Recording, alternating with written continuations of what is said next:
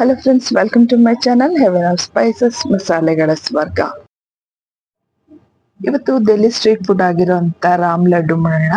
ಅದಕ್ಕೋಸ್ಕರ ನಾನಿಲ್ಲಿ ಕಡಲೆಬೇಳೆ, ಹೆಸರುಬೇಳೆ ಹಾಗೆ ಉದ್ದಿನ ಬೇಳೆನ ಒಂದು 4 ತಾಸಿನಷ್ಟು ನೆನೆ ಹಾಕೊಳ್ತಾ ಇದ್ದೀನಿ. ಹಾಗೆ ಒಂದು 2 ರಿಂದ 3 ಟೇಬಲ್ ಸ್ಪೂನ್ ಆಗೋಷ್ಟು ನಾನು ಮುಲ್ಲಂಗಿನ ತುರಿದು ಇಟ್ಕೊಳ್ತಾ ಇದ್ದೀನಿ. ಹಾಗೆ ಮುಲ್ಲಂಗಿ ಎಲೆಗಳನ್ನು ಸಣ್ಣದಾಗಿ ಕಟ್ ಮಾಡಿ ಇಟ್ಕೊಳ್ತೀನಿ. ಬೇಕಂದ್ರೆ ನೀವು ಇದ್ರ ಜೊತೆ ಸ್ವಲ್ಪ ಕೊತ್ತಂಬರಿ ಕೂಡ ಸಣ್ಣದಾಗಿ ಕಟ್ ಮಾಡಿ ಇಟ್ಕೊಳ್ಬೇಕು. ಇದಕ್ಕೆ ಬೇಕಾಗಿರುವಂತ ಸ್ಪೆಷಲ್ ಚಟ್ನಿ ರೆಡಿ ಮಾಡ್ಕೊಳ್ಳೋಣ. ಅದಕ್ಕೋಸ್ಕರ ನಮಗೆ ಮುಲ್ಲಂಗಿ ಎಲೆ, ಕೊತ್ತಂಬರಿ, ಹಸಿಮೆಣಸಿನಕಾಯಿ, ಶುಂಠಿ ಬೇಕಾಗುತ್ತೆ. ಕೊತ್ತಂಬರಿ 1 ಕಪ್ನಷ್ಟು ತಗೊಳ್ಳಿ. ಹಾಗೆ ಮುಲ್ಲಂಗಿ ಎಲೆ ಕೂಡ 1 ಕಪ್ನಷ್ಟು ತಗೊಳ್ಳೋಣ. ಇದಕ್ಕೆ ನಾನು ಒಂದು 3 ರಿಂದ 4 ಹಸಿಮೆಣಸಿನಕಾಯಿ ಹಾಕೊಳ್ತೀನಿ. ಹಾಗೆ 1 ಇಂಚಿನಷ್ಟು ಶುಂಠಿ ಕೂಡ ಹಾಕೊಳ್ಳೋಣ. ಚಟ್ನಿ ತುಂಬಾ ಟೇಸ್ಟಿ ಆಗಿರುತ್ತೆ. ಮತ್ತೆ ನಿಮ್ಗೆ ಇದರಲ್ಲಿ ಮುಲ್ಲಂಗಿದು ಏನು ಫ್ಲೇವರ್ ಗೊತ್ತಾಗಲ್ಲ. ನಿಮಗೆ ಮುಲ್ಲಂಗಿ ಹಾಕಿದೀವಿ ಅಥವಾ ಮುಲ್ಲಂಗಿ ಎಲೆಗಳನ್ನ ಉಪಯೋಗಿಸಿದೀವಿ ಅಂತ ಕೂಡ ನಿಮ್ಗೆ ಗೊತ್ತಾಗಲ್ಲ. ತುಂಬಾ ಟೇಸ್ಟಿ ಆಗಿರುತ್ತೆ. ನಾನಿಲ್ಲಿ ಮೆಣಸಿನಕಾಯಿ ಮತ್ತೆ ಶುಂಠಿ ಹಾಕೊಂಡಿದ್ದೀನಿ. ಹಾಗೆ ಸ್ವಲ್ಪ 1 ಪಿಂಚ್ನಷ್ಟು ಹಿಂಗ ಹಾಕೊಳ್ಳೋಣ ಇದಕ್ಕೆ. ಹಾಗೆ 1 ಚಮಚದಷ್ಟು ಜೀರಿಗೆ ಹಾಕೊಳ್ಳೋಣ. ಹಾಗೆ ಇದಕ್ಕೆ 1 ಚಮಚದಷ್ಟು ಒಂದು ನಿಂಬೆ ಹಣ್ಣಿಂದು ರಸ ಹಾಕೊಳ್ಳೋಣ. ಹಾಗೆ ಒಂದು ಅರ್ಧ ಚಮಚದಷ್ಟು ಕಲ್ಲುಪ್ಪು, ಹಾಗೆ ಒಂದು ಅರ್ಧ ಚಮಚದಷ್ಟು ಉಪ್ಪು, ಹಾಗೆ ಒಂದು ಅರ್ಧ ಚಮಚದಷ್ಟು ಇದಕ್ಕೆ ಆಮ್ಚೂರ್ ಪೌಡರ್ ಹಾಕೊಳ್ಳೋಣ. ಇದನ್ನ ರುಬ್ಕೊಳ್ಳೋಣ. ಅವಾಗಲೇ ಏನು ನೆನ್ಸಿಟ್ಟಿದ್ವಿ ದಾಲ್ಗಳು, ಬೇಳೆ ಎಲ್ಲ ತುಂಬಾ ಚೆನ್ನಾಗಿ ನೆಂದಿದೆ. ಈಗ ಇದನ್ನ ರುಬ್ಕೊಳ್ಳೋಣ.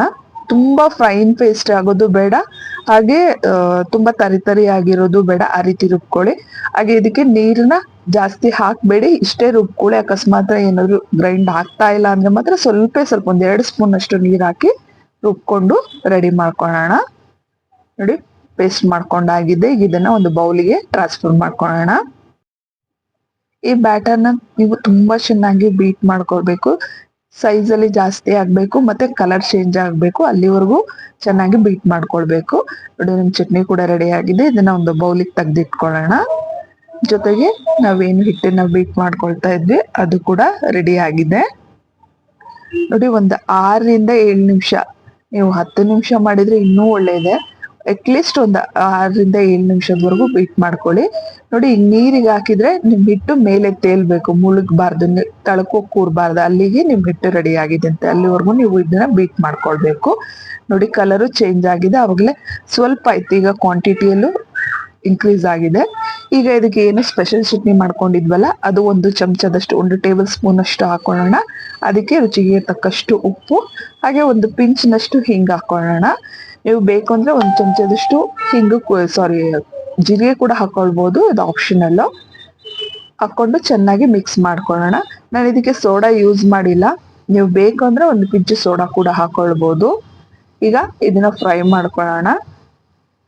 ಎಣ್ಣೆ ಕಾದಿದೆ, ಮೀಡಿಯಂ ಫ್ಲೇಮ್ ಅಲ್ಲಿ ಇದನ್ನ ಫ್ರೈ ಮಾಡ್ಕೊಳ್ಳೋಣ.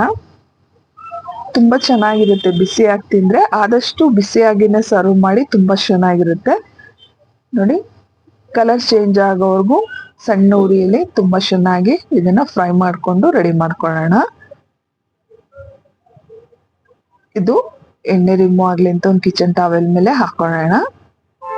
ಈಗ ಇದನ್ನ ಸರ್ವ್ ಮಾಡೋದು ಹೇಗೆ ಅಂತ ತೋರಿಸ್ತೀನಿ. ಒಂದು ಪ್ಲೇಟ್ ಅಲ್ಲಿ, ಸರ್ವಿಂಗ್ ಪ್ಲೇಟ್ ಅಲ್ಲಿ ಈ ಒಡೆಗಳನ್ನ, ರಾಮ್ ಲಡ್ಡು ಅಂತ ಏನ್ ಹೇಳ್ತಾರೆ, ಇದನ್ನ ಸರ್ವ್ ಮಾಡಿ ಅದ್ ಮೇಲ್ಗಡೆ ರೆಡಿ ಮಾಡ್ಕೊಂಡಿರೋಂಥ ಗ್ರೀನ್ ಚಟ್ನಿ, ಹಾಗೆ ತುರಿದಿರೋ ಅಂತ ಮುಲ್ಲಂಗಿ ಎಲೆ, ಕೊತ್ತಂಬರಿ, ಸ್ವಲ್ಪ ಚಾಟ್ ಮಸಾಲ, ಉಪ್ಪು ಹಾಕಿ ಸರ್ವ್ ಮಾಡಿ.